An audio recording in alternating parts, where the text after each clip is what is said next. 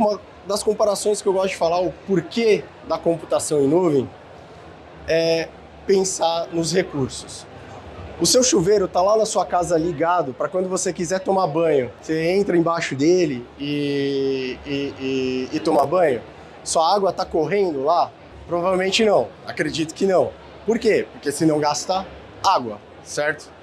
A mesma coisa com uma torneira. A gente precisa lavar a mão, a gente abre uma torneira, lava a mão e fecha a torneira.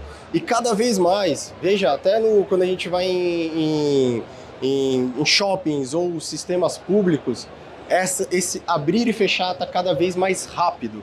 Para quê? Para não desperdiçar aquele recurso que é, por exemplo, a água, que é caro.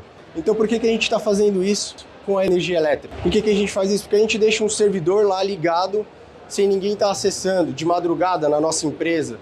Por que a gente tem que deixar lá o ar-condicionado para aquele servidor ligado, sendo que não tem nenhum usuário, não tem nenhum funcionário lá mexendo nele? Para fazer backup de madrugada, porque não tem ninguém mexendo?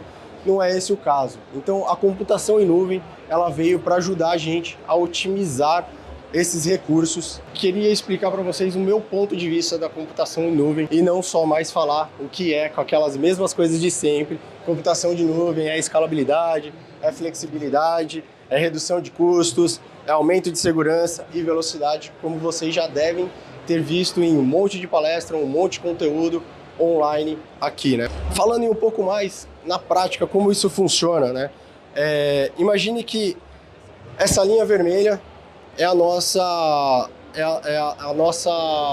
computação tradicional, onde a gente tem que investir na frente, comprar mais memória RAM, comprar mais processadores, comprar mais espaço de armazenamento. Então você tem um data center lá dentro da sua empresa e aí você tem ali um computador com 8 GB para rodar e uma vez por ano, de acordo com a sua demanda, você tem que comprar mais, aumentar a capacidade dele para 16 GB, depois para 32 GB, sendo que a sua demanda ainda não estava precisando disso, certo?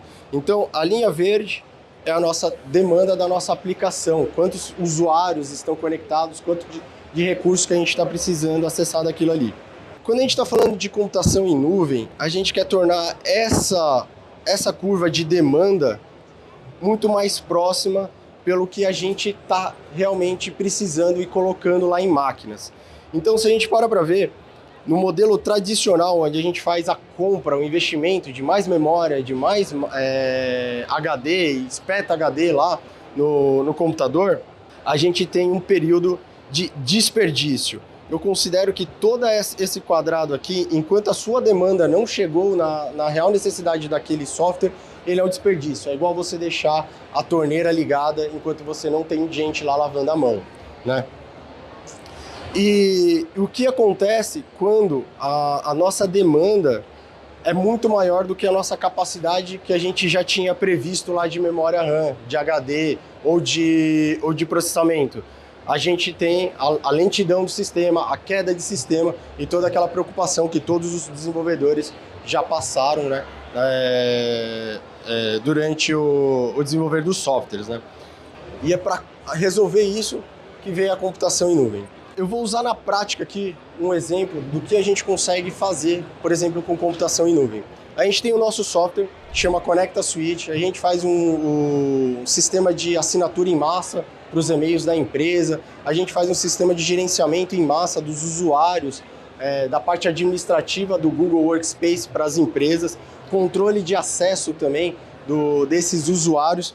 A gente está com aproximadamente, não dá para ver aqui, mas são 44 mil usuários, sendo 6 mil ativos simultâneo. Quanto que vocês estimam que custa a infraestrutura desse software? Vocês que são desenvolvedor, chuta um número.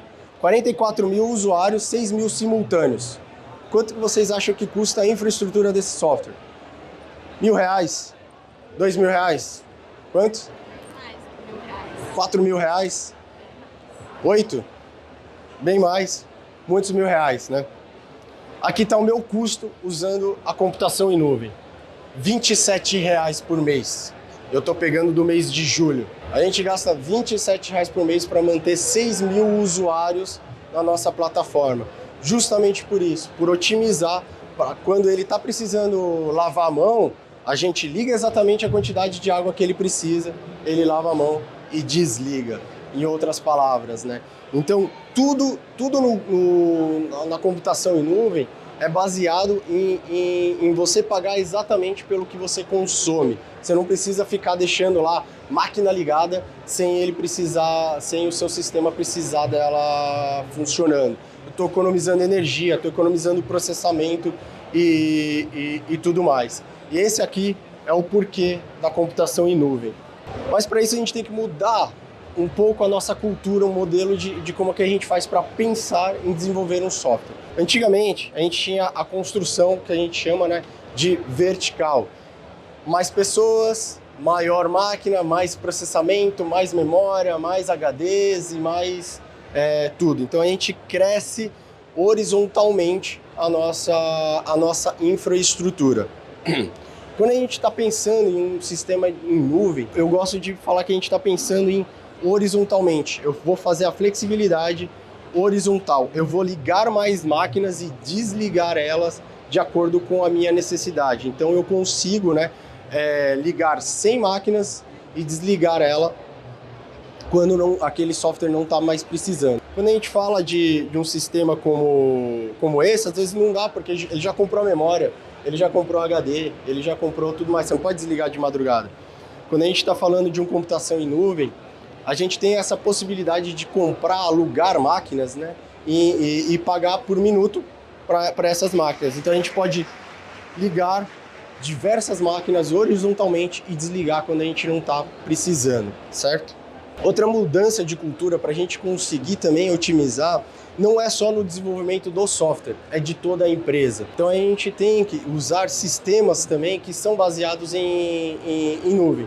E não adianta nada você desenvolver o seu software baseado em nuvem e o seu financeiro tá precisando de um servidor on-premise conectado lá para gerar o faturamento para os seus clientes.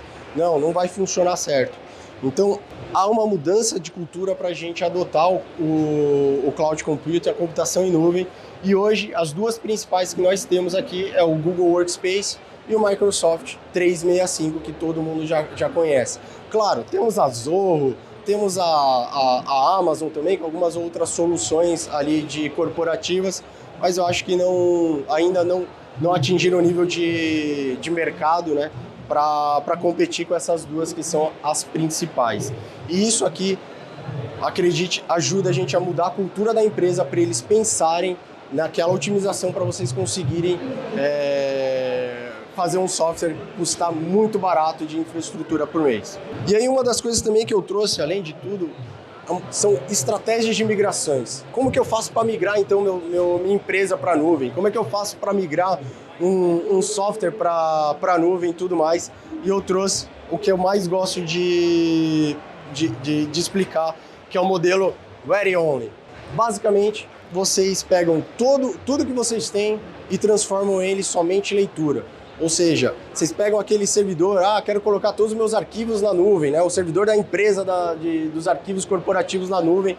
Ricardo, o que eu faço? A primeira coisa que eu falo, o jeito mais fácil, mais prático torna aquele servidor somente leitura, você não vai desligar, você não vai fazer nada, você vai deixar ele lá quietinho exatamente como ele está hoje, deixando ele no modo somente leitura. Não vai ser possível mais gravar aquela aplicação, não vai ser mais possível gerar novas interações com aquele servidor, que senão somente a leitura daqueles arquivos, daqueles dados, né?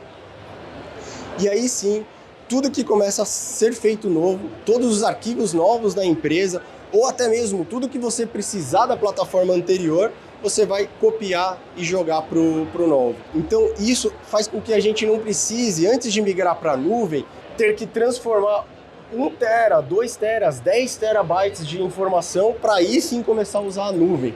Não, a gente simplesmente deixa aquela informação estática e vai migrando conforme vai precisando. Então imagina que você tem o servidor da sua empresa, somente leitura, e na nuvem, o Google Drive no caso, né, por exemplo, você só vai pegar do seu servidor antigo exatamente o que você precisa.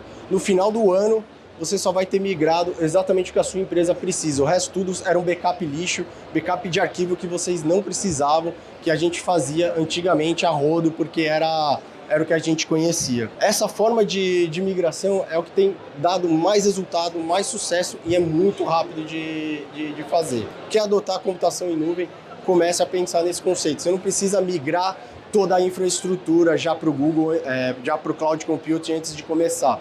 Não, você simplesmente congela o passado e vai migrando aos poucos conforme você vai precisando das novas aplicações. E aí o futuro da computação em nuvem.